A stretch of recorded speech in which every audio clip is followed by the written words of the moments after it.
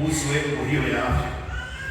Kwa hiyo lazima uwe na Biblia na usome Biblia, kisha ndo uanze sasa kupangilia, na hakuna hitaji lako hata moja ambalo halina neno, kwa sababu wewe kabla hujaomba umetokana na hivyo, labda wewe hujui tu. Kwa hiyo lazima uelewe hapa 26. Sasa lazima ujue kwamba yeye Bwana amesema nini kuhusu hela, amesemaje. Kuna neno lolote Bwana amezungumza kuhusu pesa, lazima ujue. Kwa hiyo kila engo ya hitaji lako kuna neno. Kinachobaki sasa kitu kingine, kuamini kwamba hicho alichosema Bwana anaweza kukifanya na ni haki yako. Kwa mfano, tunaweza tukachukua mifano miwili mitatu inayohusiana na vitu ambavyo ni vya muhimu sana katika maisha ya wanadamu. Ni vingi, lakini tunaweza tukachukua moja moja au bila ambavyo sasa vimechukua nafasi kubwa kwenye brain na watu wanatafuta usiku na mchana, kama fedha. Yeye Bwana amesema fedha ni mali yake. Ukienda kwenye dhahabu pia ni mali yake. Hapo tena amesema fedha na dhahabu, fedha na dhahabu, fedha na dhahabu, fedha na dhahabu ni mali ya Bwana. Sasa unamwendeaje mwenye hiyo mali? Kwanza ule ufahamu kwamba kumbe hicho unachopambana ukitafuta ni mali ya mtu.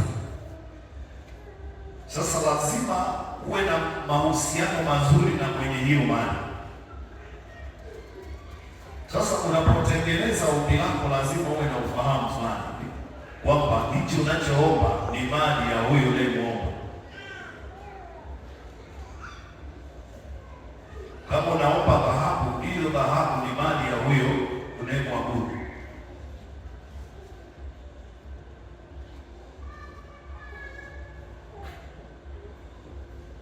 Bado nasema fedha ni jawabu la mambo yote inazungumziwa fedha.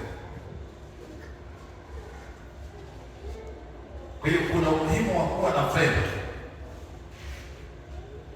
ili kutimiza mambo fulani yanayohusu ufalme wa Mungu. Ndio maana fedha ipo.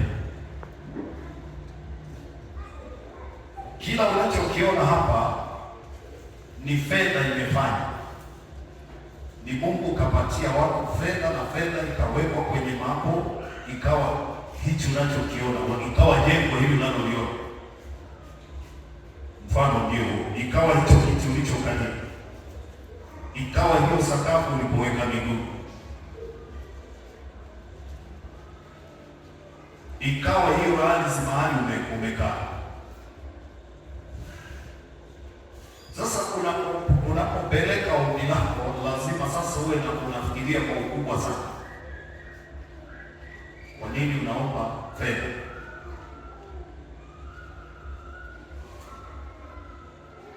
Lakini kuna nje na fedha, kuna neno linaitwa mali. Mali ni zaidi ya fedha, ni popularity ambayo ina combine vitu vingi ndani yake, ila na fedha zikiwepo, kwa sababu fedha ndizo ambazo zinaweza kufanya mtu akawa na mali.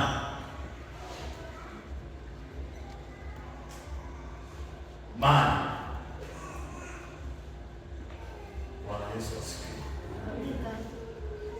Na watu wanapopima mtu kuwa huyu ni tajiri au chifani ni tajiri, haizungumzi tu fedha, inapima mali. Una mali kiasi gani? Una mali na thamani gani? Sasa Bwana amesema nini kuhusu mali? Lazima uwe na neno kama unataka mali.